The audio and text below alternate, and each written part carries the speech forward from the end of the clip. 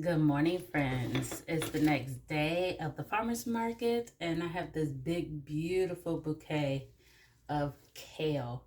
We have been buying kale from this farmer, I would say at least first year was 2021 summer. So this is the fourth summer of buying kale from him, and it's so nice. It's so beautiful. I'm like, how do you get your kale to grow? Because mine look like little like 5-week old lettuce. So anyway, he does not spray his crops, but he has a greenhouse. So there's the difference. He started his kale well before mine. I'm going to get all the kale off of the stem, get it washed. And our favorite way to preserve kale is to actually just freeze it. I dip right into the bag in the wintertime, crumble it in scrambled eggs, and have a breakfast casserole. I can also cream it. We love creamed kale, especially with something like fried chicken or something, but we love cream kale. So I will buy probably 3 or 4 bundles from him over the next month. We're in July now, so that we can have kale throughout the winter. So some of this we're going to eat this week, and the rest is going to get frozen. I want to thank you guys for dropping by my little space here on YouTube.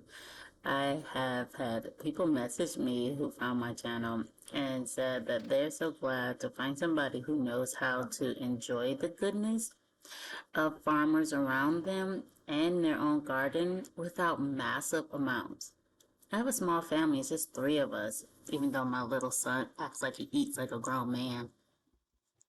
But I have to prepare food for the 3 of us, and that often is much smaller quantities than what typical you see for homesteaders. A lot of times people have anywhere between 5 to a dozen children.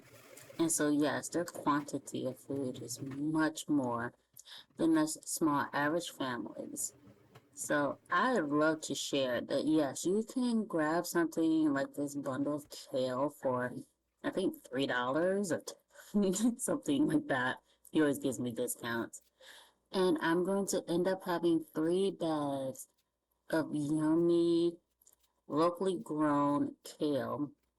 And I can throw it into smoothies and eggs all winter. And that is my mojo. That is what I love to do for our household. And I didn't realize other people wanted to know how to do the same thing.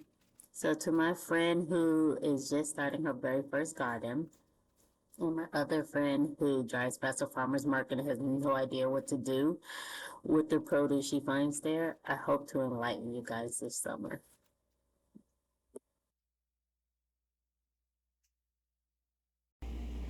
Canning pineapple is super easy. All you need is jars, pineapple, lemon juice, and rings and lids. I'm using a plain heavy bottom stainless steel pot to can up my jars today. There's a rack that goes in the bottom of it. Very simple. Let's get it going.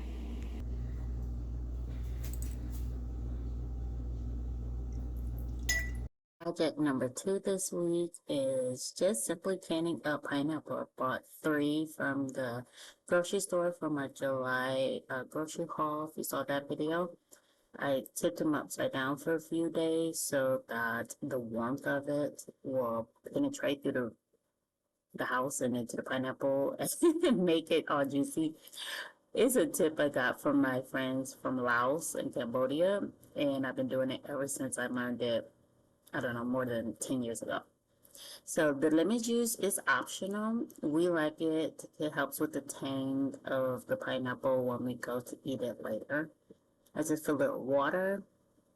I could not for the life of me find my little debubbler, so I use a knife. I'm always using something flat, toothpick, chopstick, you name it. So just go ahead and make sure you get the air bubbles out between the liquid and the pineapple. I'm cleaning the lids off because pineapple can get sticky. Add some tops and rings. And then we're just going to get them into the can.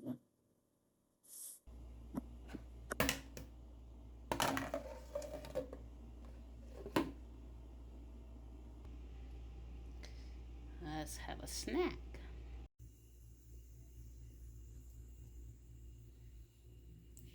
And just to prove to show you that not everything goes perfect, the bottom blew out of that jar. So I have one more that I need to fill with water and can up. The other 4 will sit here and cool. Welcome back. I'm at the crock pot right now, beginning together one of our favorite things, which is homemade barbecue sauce. If you're new around here, I have to make barbecue sauce for my husband that does not contain nightshades. This particular recipe I'm going to share with you. It is going to be a peach bourbon barbecue sauce. Bourbon is optional, but for us, it gives it that zing we're really looking for. So in the crock pot, I have white peaches and yellow peaches chopped up. And these particular peaches are actually from last summer. Inside here, I have a 1/4 cup of honey, 2 tablespoons of mustard of choice. In our case, we did honey mustard. You can use Dijon. You can use mustard powder, which I threw in a teaspoon. I'm stirring the honey in. To a 1/2 cup of apple cider vinegar. I'm using my homemade one. You are free to use store-bought or white vinegar if you would like. And because we can't do nightshades, we leave out all kind of peppers, which is typical in these recipes.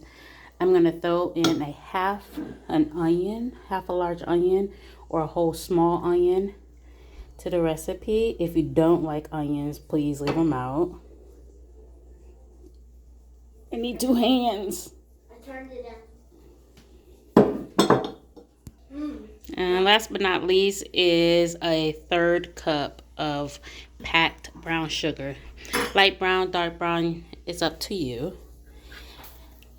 If you do dark brown, this sauce will not be as yellowy or light colored, but doesn't affect the flavor other than giving it more of a molassy kind of sauce flavor.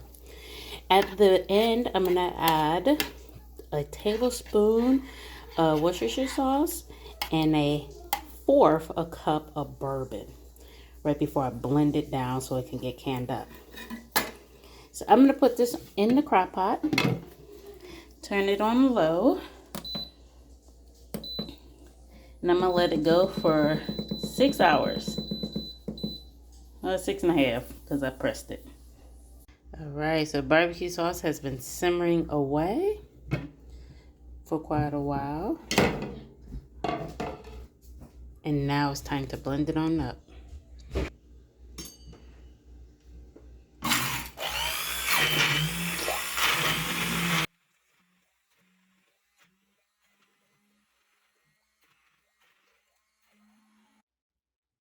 Pretty yellow color. Yeah, so we're gonna go ahead and get this jarred up. I'm gonna taste for salt and pepper and then get them into jars.